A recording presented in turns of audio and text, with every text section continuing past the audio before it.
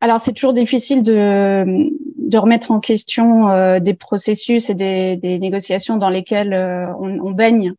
On voulait le faire avec un peu de recul. Alors, on a un peu le recul pour la COP27, mais la COP15, évidemment, on est en plein dedans. Ceci dit, le constat, je crois qu'on le fait toutes et tous. L'agenda compliqué, c'est pas que chez les Verts, c'est au niveau international. Tu l'as dit, Frédéric, hein, tous les chefs d'État de la planète ont un agenda compliqué en ce moment quand il s'agit d'avancer sur les questions de la crise climatique, de la biodiversité, de la pollution et j'en passe. Donc, ce sentiment de décalage. Et puis, en fait, on a aussi, je pense que vous le ressentez comme moi, une population qui se désintéresse des COP, et c'est pas que AELV dans un parti pourtant écolo, mais vraiment il y a et ils ont, enfin voilà, je pense qu'il y a beaucoup de gens qui s'en désintéressent totalement, à commencer par les activistes, à part beaucoup d'activistes climat. Et il et elle, je pense, sont tout à fait raison de s'en désintéresser puisque aujourd'hui les COP ne cessent d'accoucher d'une souris. Ce sentiment de décalage. En fait, à un moment donné, juste, c'est plus possible, quoi. Donc, pour moi, je vais pas forcément être très très longue, mais enfin, en fait, ce sentiment de décalage, il a été analysé, en particulier il y a quelques années. Je sais pas si vous aviez lu ce livre Gouverner le climat de Hamid Dahan et Stéphane Écoute qui parle de schisme avec le réel.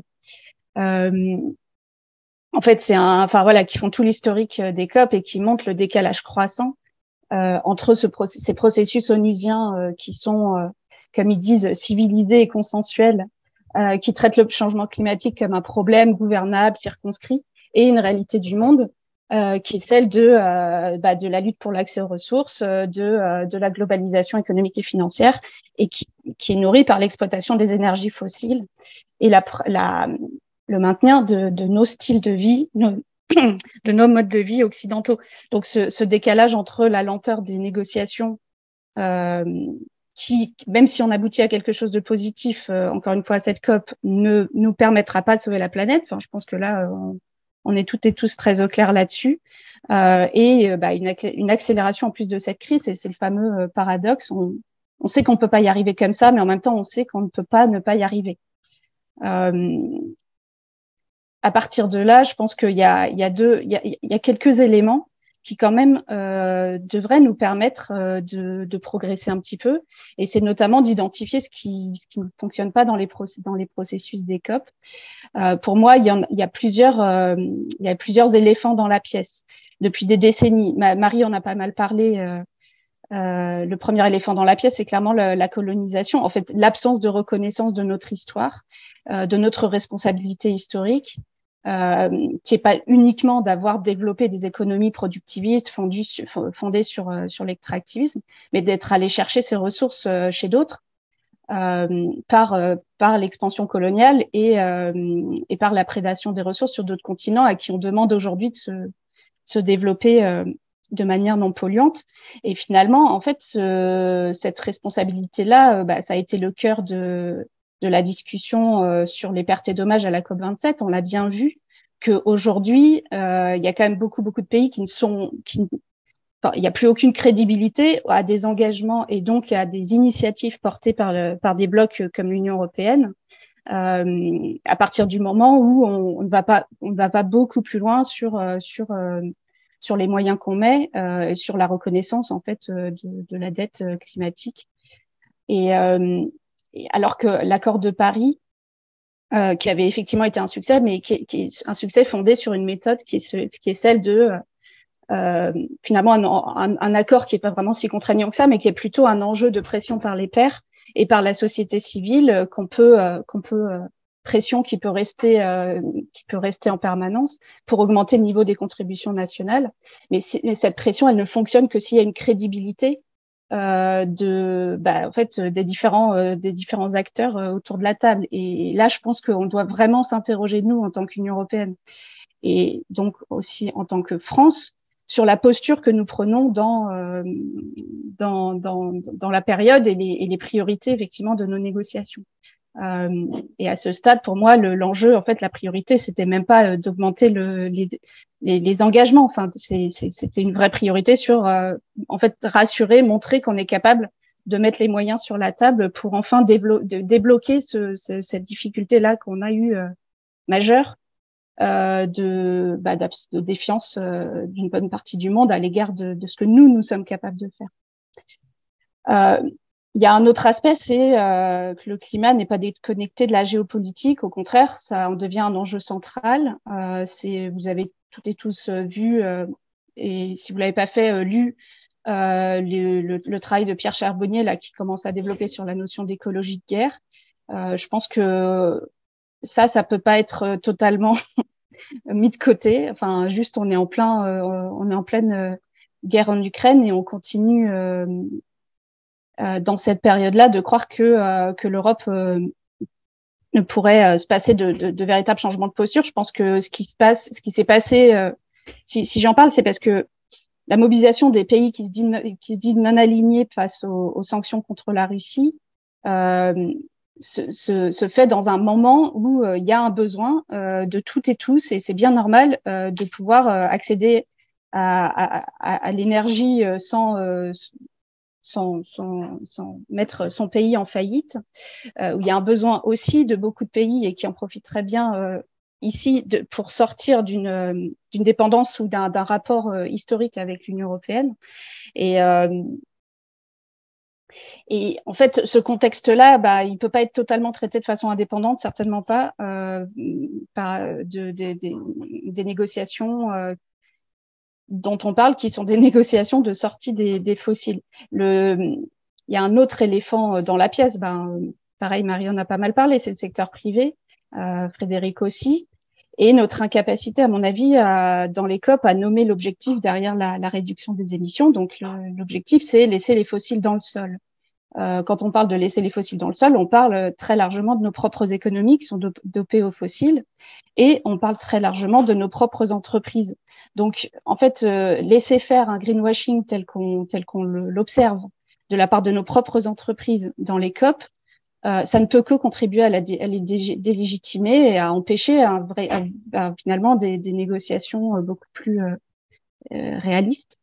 Je reviens pas sur la discussion lunaire sur la compensation des émissions. Enfin, tout ça, c'est ça le schisme avec le réel qui fait qu'on finit par baisser les bras et à ne pas aller dans des grands-messes qui sont en total décalage avec l'enjeu. Donc maintenant, comment est-ce que malgré tout, pourquoi est-ce que malgré tout on y va? Et je suis très d'accord avec ce que disait Guillaume au début. On y va parce on se fixe un objectif qui est limité, qui est précis.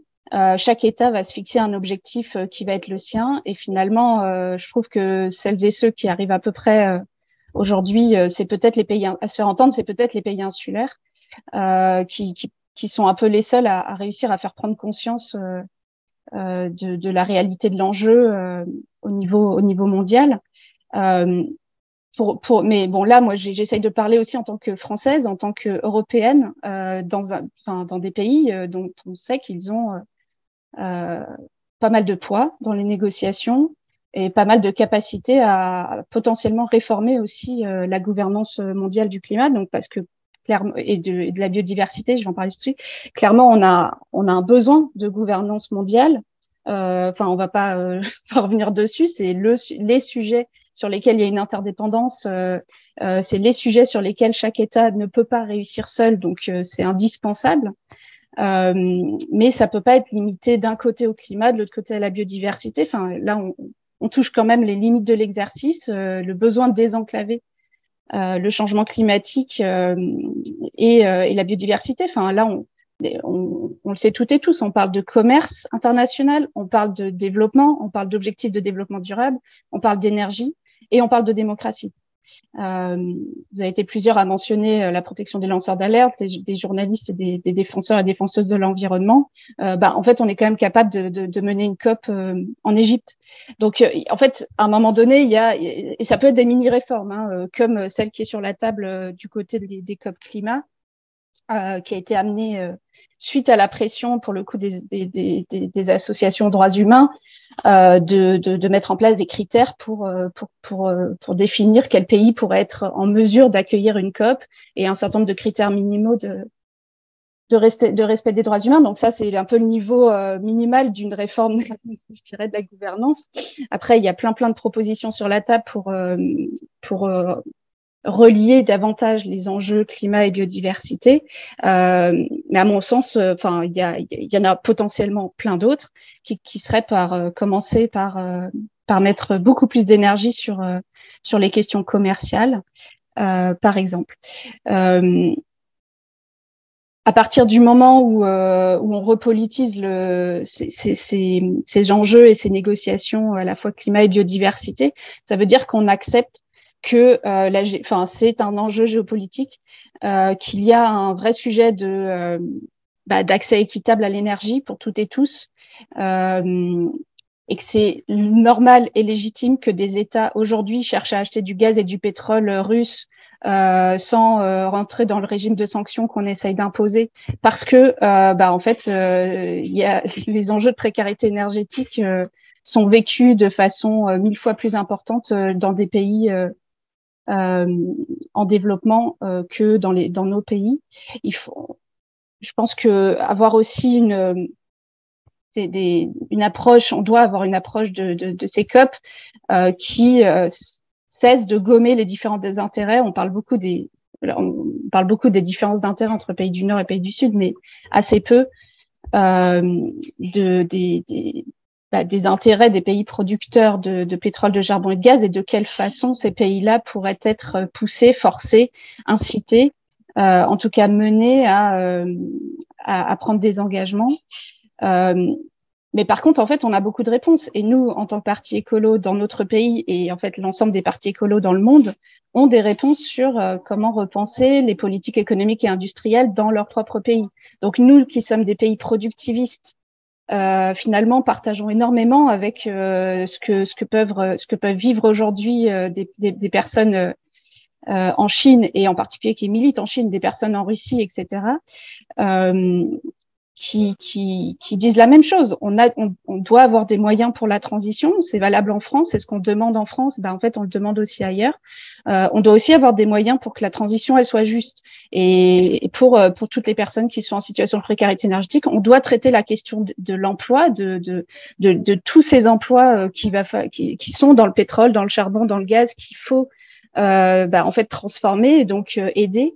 Et en fait, finalement, ces sujets-là sont pas des sujets nationaux, ce sont des sujets de négociation internationale, tout autant que les autres, et que le fait de se fixer des objectifs. Ce que je veux dire, c'est que sur finalement l'ensemble des sujets de négociation, à un moment donné, si on ne va pas plus loin dans les discussions sur finalement qu'est-ce qui bloque une position nationale, on peut tourner en rond longtemps. Et je voulais juste terminer sur la belle idée du traité de non-prolifération des énergies fossiles. Et je dis belle idée parce que souvent les gens en parlent avec un sourire en disant ah ouais, c'est une belle idée, mais c'est pas réaliste. En fait, moi je voulais terminer là-dessus parce que je pense que c'est une très belle idée de remettre en place des nouvelles règles multilatérales, et je pense que c'est ça qui est réaliste. C'est 1000 fois plus réaliste que la compensation carbone, c'est 1000 fois plus réaliste que l'ensemble des objectifs chiffrés qui sont sur la table à la fois des différentes COP climat et biodiversité, puisque ce sont des vraies solutions face à une analyse objective de la réalité.